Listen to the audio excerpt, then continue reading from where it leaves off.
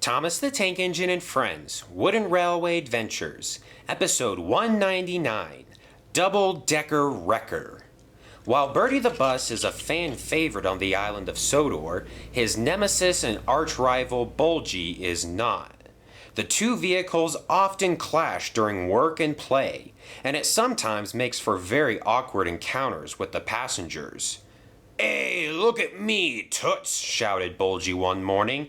"I'm the king of the road. 2 levels, all for your enjoyment."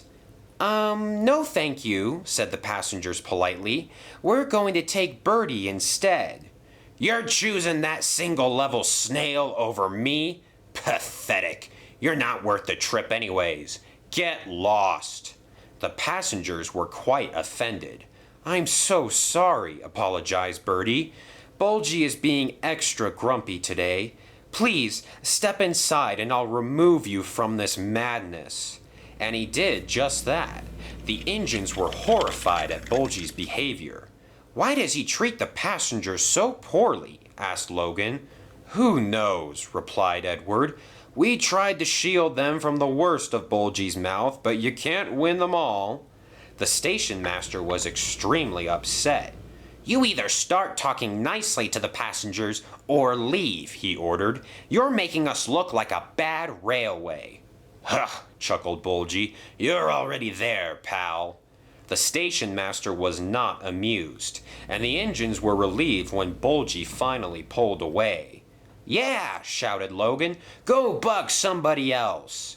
And that's exactly what Bulgy did. He knew if Sir Topham Hatt got word of his behavior, the controller of the railway would surely punish him, if not send him away. He hung out by his old bridge on Duck's Branch Line for a few days to let things cool down. But by the end of the week, he was back in full swing, this time with Arlesburg Junction as his target. "Well, look who's arriving," announced Mike. "It's a big double-decker bus, and I bet he's got lots of tourists on board." Duck and Oliver looked at each other and groaned. "Heh," chuckled Bulgy. "Miss me, you two?" "Go take a drive in the ocean," countered Duck. "We don't want you here."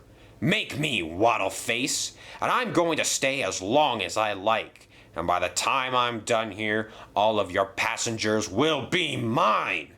Just then, Bert puffed up. "Well, look at this," he said. "It's a double-decker bus." "Out of my way, you toy trains. You're a disgrace to your kind. If you're still going to build these archaic things, at least make you full size and impressive, not these little kitty things I could run over." Bert stared in horror. "I'm here to take your passengers, every single one. And if you try and stop me, I'll smash you right up against that dynamite stand where you'll go boom." Mike and Bert were scared stiff. Never had they ever encountered someone so terrifying. "Right then," said Oliver eventually. "I'll go pull my trucks, and Bulgy, you try and take over the railway or whatever it is you mentioned." And with that, everybody quickly went back to work. "They don't think I'm a threat," seethed Bulgy. "Oh, they'll regret that. They'll regret that for sure." The next day, Bulgy returned and was looking for trouble. He spotted Frank taking a nap in a siding and decided to play a trick on him. He quietly rolled up and gently pushed him onto the turntable, where it promptly became jammed. What?"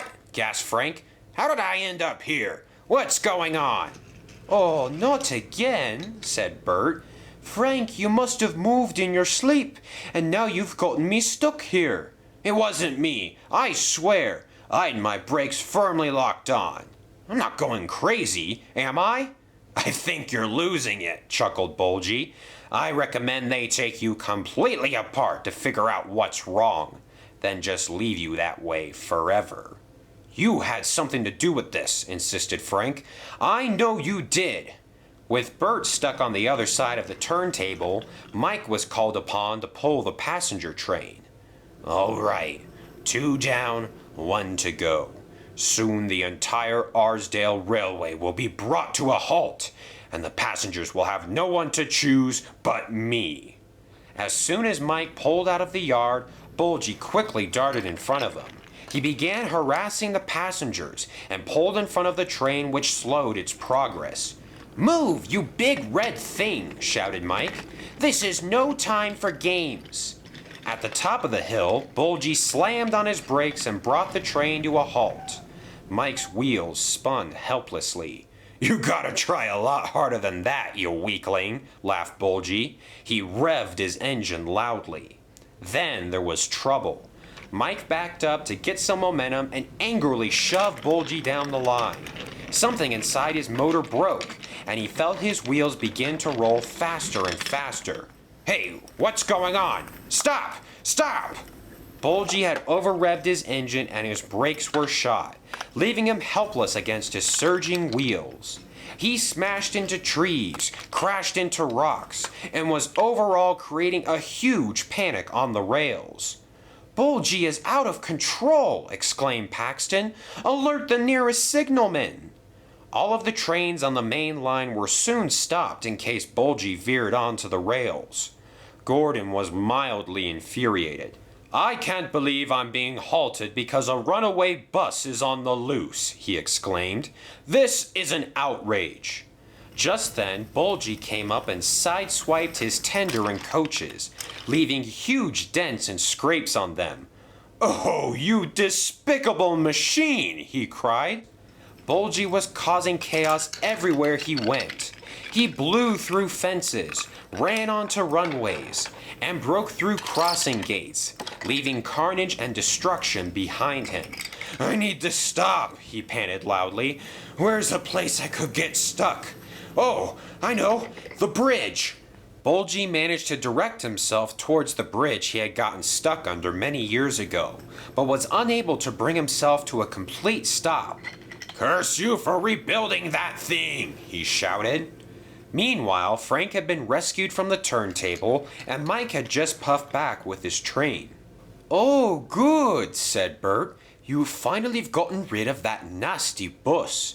"Yes, I did," said Mike proudly. "He wouldn't stop annoying me, so I gave him a push in the right direction, so to speak."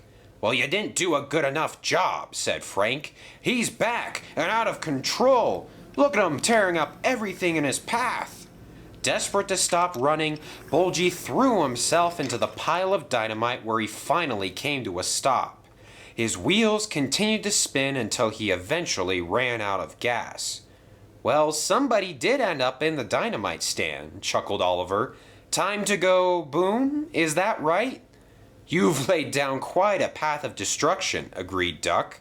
"Just wait until Sir Topham Hatt sees this." And the engines puffed away. Bulgy was stuck, broken, and humiliated. "That was quite a show," said Sailor John. "I guess your controller won't be too pleased when he finds you like this. Or I could hide you away and get you repaired in exchange for a few favors regarding me dynamite here. What do you say?" Bulgy looked sadly around. He didn't have much of a choice. "I'll do anything not to let Sir Topham Hatt find me like this," he muttered. "You got a deal." An evil grin appeared on Sailor John's face.